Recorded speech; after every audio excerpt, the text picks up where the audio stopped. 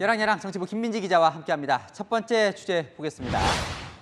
화사한 분위기 속에 우상호 민주당 비대위원장이요? 비공개로 뭘 했을까요? 네, 맞절을 했는데요. 상대는 개혁의 딸, 개딸이라고 불리는 민주당 강성 지지층입니다. 이들과의 비공개 면담 자리에서 벌어진 맞절 장면 보고 오시죠. 더운 날에 그러더니 기자 너무 감사합니다. 참 언론인의 마음으로 달려와서 여러분 감사해요. 지금 개딸을 대표해서 오신 분들은 아니고 그중에 일부가 절 지지한다, 또 응원한다. 민주당을 사랑하고 우상호 언니의 건강안에 사랑을 담아서 열혈 감사 기억에 가지면 감사하겠습니다. 자기 같은 사람들의 의견 중에 요구사항을 이렇게 쭉 정리해서 주셨어요.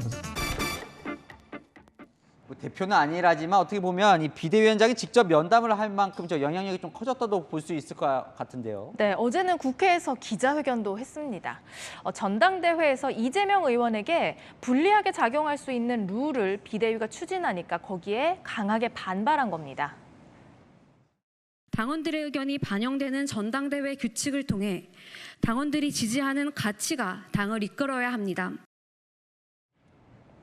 네, 이건 뭘까요? 아까운 수박이 다 깨지고 있는데요. 네, 이틀 전 민주당 당사 앞에서 열린 집회 모습인데요. 민주당 강성 지지자들이 겉과 속이 다른 인물들을 겨냥해서 수박이라는 별칭을 쓰잖아요. 이 전당대회 룰에 항의하는 차원에서 우 위원장을 비롯한 당 지도부 이름을 붙인 수박을 저렇게 깬 겁니다. 결국은 저들의 뜻대로 룰이 번복이 됐죠. 네, 지방선거 이후에 뭔가 팬덤 정치에 대한 당내 경계심은 커졌지만 여전히 큰 영향력을 확인할 수 있었습니다.